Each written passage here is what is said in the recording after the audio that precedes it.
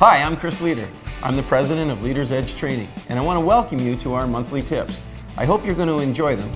Feel free to forward them on to anybody on your contact management system.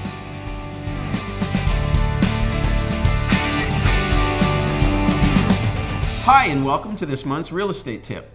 The tip is that you can sell anything if the price is right.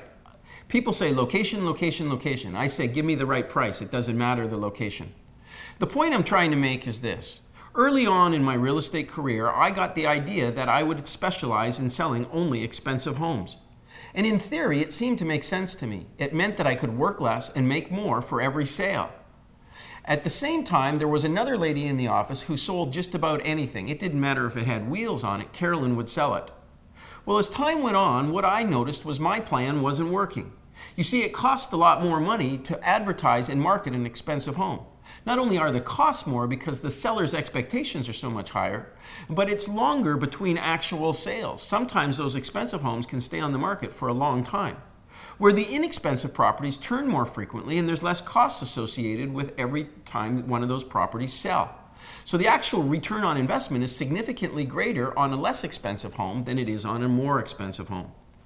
And so once I realized that my plan wasn't working and Carolyn's was, then I opened up to the idea that I would list anything as long as I could get it at the right price.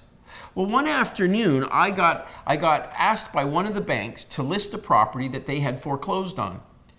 When I went to the bank to get the information on it, they gave me a survey, showed me where the property was located, and to be honest with you, I was very excited about the opportunity. It turned out the bank had foreclosed on approximately 10 acres of waterfront land. And where I'm from, 10 acres of waterfront land would have been worth a small fortune. But interestingly enough, the price was very inexpensive. It was shockingly inexpensive, in fact. To give you some idea, the 10 acres was priced at $10,000. And that's not per foot, a front foot, that's $10,000 in total. Well, with enthusiasm, I drove out to the water, survey in hand. I got out of the car and I looked at the survey. And now it appeared to me that there was something wrong with the information. You see, I stood on the edge of the road with the water lapping up right to the side of the shoulder of the road.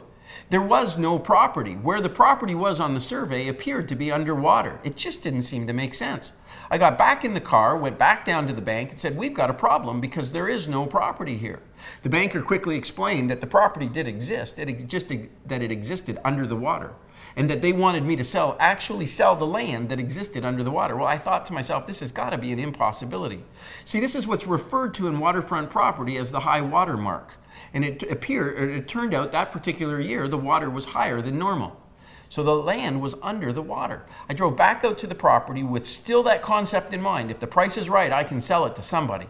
I had to roll up my pants, put my for sale signs under one arm, put some nails in the other, and put the hammer in the other hand, and with my pants rolled up, walk out into the lake, find a telephone pole to which I would climb up and nail my for sale sign to.